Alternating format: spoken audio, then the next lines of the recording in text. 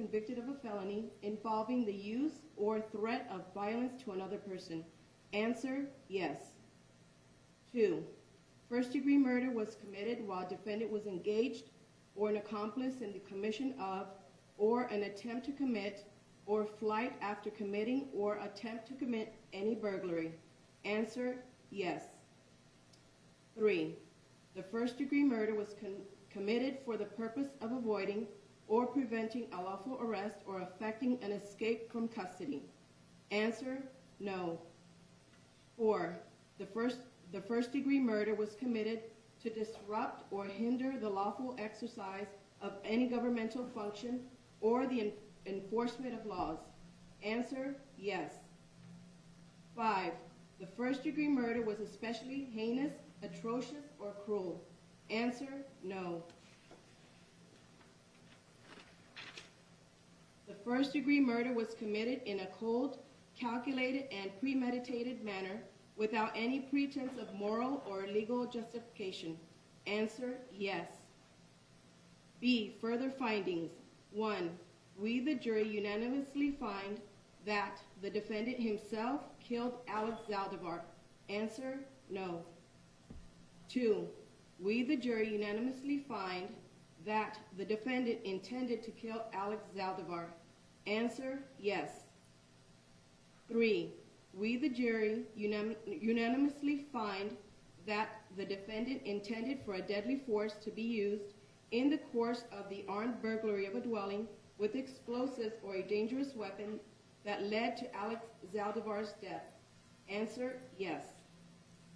4, we, the jury, unanimously find that the defendant was a major participant in the armed burglary of a dwelling with explosives or a dangerous weapon that led to Alex Zaldivar's death and exhibited reckless indifference to human life. Answer, yes. C, mitigating circumstances. 1 or more individual jurors find that 1 or more mitigating circumstances were established by the greater weight of the evidence. Answer, yes. We, the jury, have unanimously found the state has proven 1 or more aggravating factors. Each of us has considered whether 1 or more mitigating circumstances exist. Each of us has weighed whether the proven aggravating factors are sufficient to warrant the death penalty and whether the proven aggravating factors outweigh any proven mitigating circumstances. We have further considered whether Bessman Okafor should be sentenced to life in prison without the possibility of parole or death.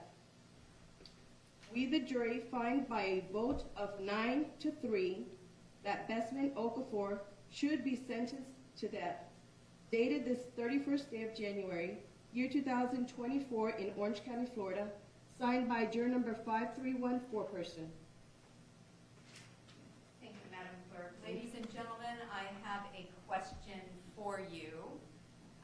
We're going to ask each of you individually about whether the verdict that you just heard read by the clerk accurately reflects the jury's finding. So, and I'm going to do it by juror number. Juror number 65, do you agree that the decisions as read by the clerk accurately reflect what the jury decided? Juror number 695, do you agree that the decisions as read by the clerk accurately reflect what the jury decided? Yes, ma'am. Juror number 595, do you agree that the decisions as read by the clerk accurately reflect what the jury decided? Juror number 295, do you agree that the decisions as read by the clerk accurately reflect what the jury decided? Yes. Juror number 468, do you agree that the decisions as read by the clerk accurately reflect what the jury decided? Yes, ma'am, I do. Thank you. Juror number 531, do you agree that the decisions as read by the clerk accurately reflect what the jury decided? Yes, ma'am. Juror number 348, do you agree that the decisions as read by the clerk accurately reflect what the jury decided? Yes, ma'am. Thank you. Juror number 352, do you agree that the decisions as read by the clerk accurately reflect what the jury decided? Yes, Your Honor. Thank you. Juror number 769, do you agree that the decisions as read by the clerk accurately reflect what the jury decided? Yes, Your Honor. Thank you. Juror number 610, do you agree that the decisions as read by the clerk accurately reflect what the jury decided? Thank you. Juror number 641, do you agree that the decisions as read by the clerk accurately reflect what the jury decided? Yes, Your Honor. Thank you. And juror number 402, do you agree that the decisions as read by the clerk accurately reflect what the jury decided? Yes, Your Honor. Thank you. Can I see the attorneys up here for just a moment?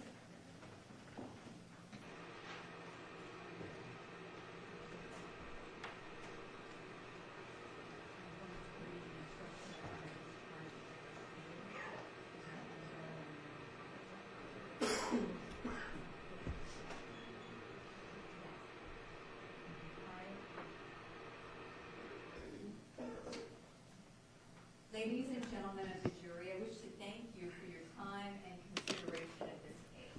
I also wish to advise you of some very special privileges enjoyed by jurors. No juror can ever be required to talk about the discussions that occurred in the jury room except by court order. For many centuries, our society has relied upon juries for consideration of difficult cases. We have recognized for hundreds of years that a jury's deliberations, discussions, and votes should remain their private affair as long as they wish it. Therefore, the law gives you a unique privilege not to speak about the jury's work.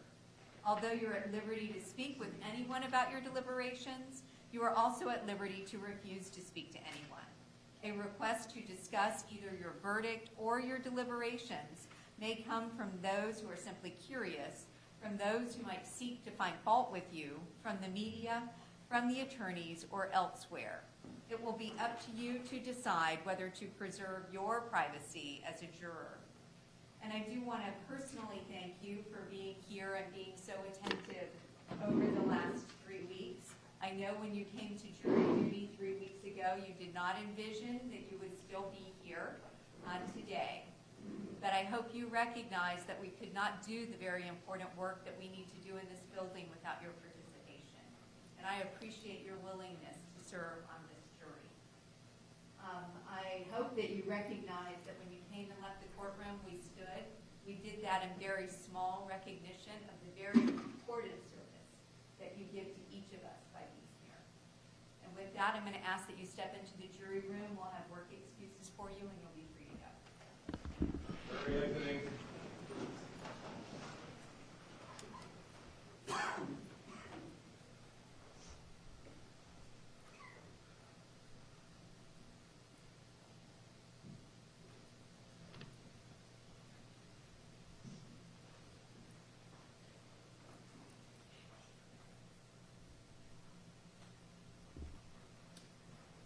Right, you can be seated.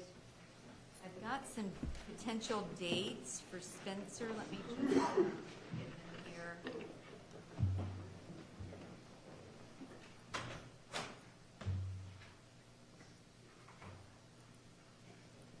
I was looking at sometime the week of March 11th or March 18th.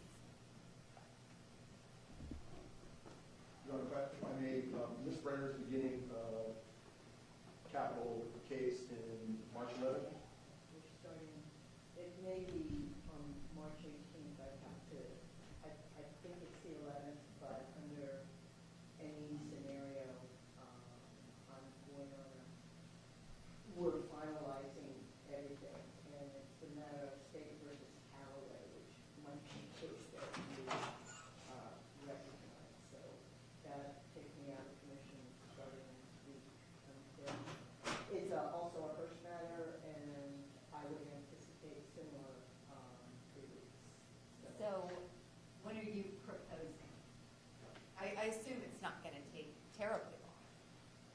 I probably don't need to set aside more than a day, and it certainly probably won't take that. I can't really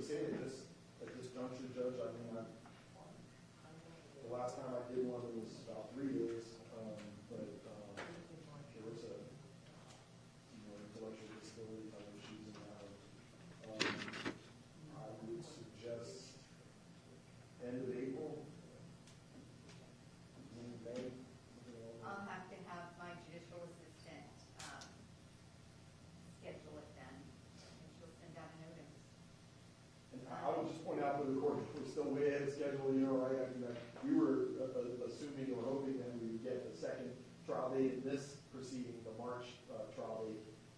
So, you know, we've been going at it hammer and tongs for 90 days. So you're looking at the end of April. I think so. I mean, end of April, beginning of May. The end of April would be fine with me, it could be the time when we're finished with Callaway to reassess and restart. And state, We'll make anything work. I'm out the week of March 18th, that is the week of spring break, but March 11th, the week of that was fine. Late April was fine, with enough notice, that much notice, Ms. McManus and I will make ourselves available. how about April 22nd?